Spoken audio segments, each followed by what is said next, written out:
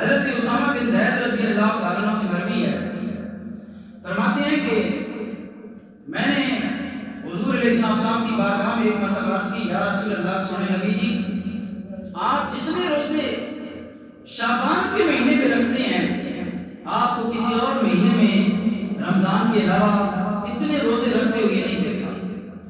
اتنے روزے ہم نے کسی مہینے میں آپ کو رکھتے ہوئے نہیں دیکھا جتنے روزے آپ شعبان کے مہینے میں رکھتے ہیں۔ اے اللہ کے رسول جی، اس کی وجہ کیا ہے؟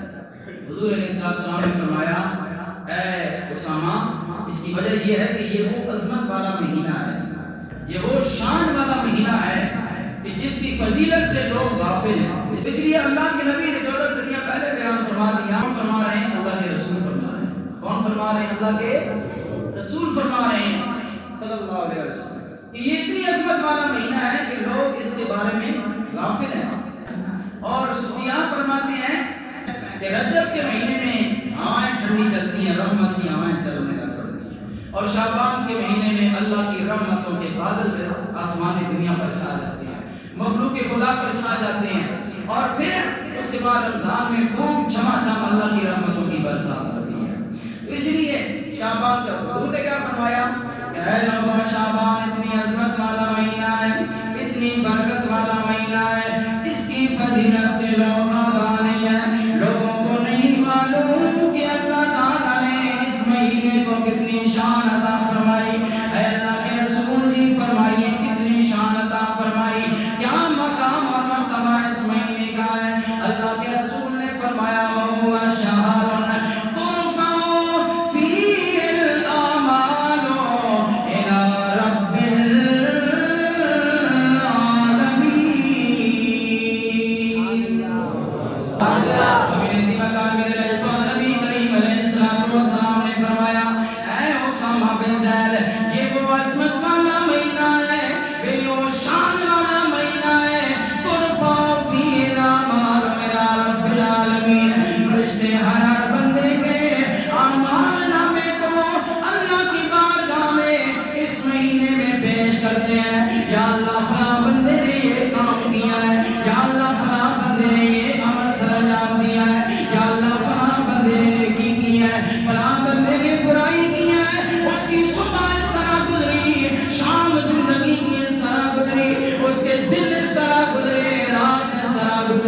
یہ سارے اعمال اللہ کی بارگاہ میں شعبان کے مہینے میں پیش کیے جاتے ہیں۔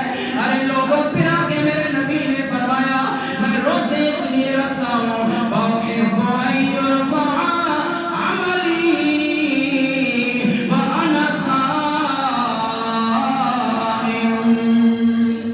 اے لوگوں، میں شعبان کے مہینے میں اس لیے روزے رکھتا ہوں جب میں محمد کا نام اعمال اللہ کی بارگاہ میں پیش ہو، تو ادھر میرا نام اعمال بارگاہ پروردگار میں پیش ہو رہا ہو، ادھر محمد بندگی پروردگار میں مصروف ہو۔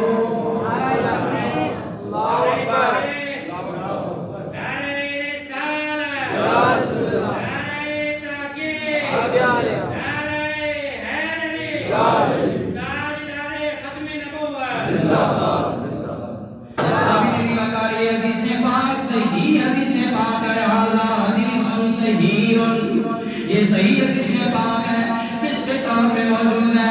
سنن نسائی شریف کے اندر موجود ہے۔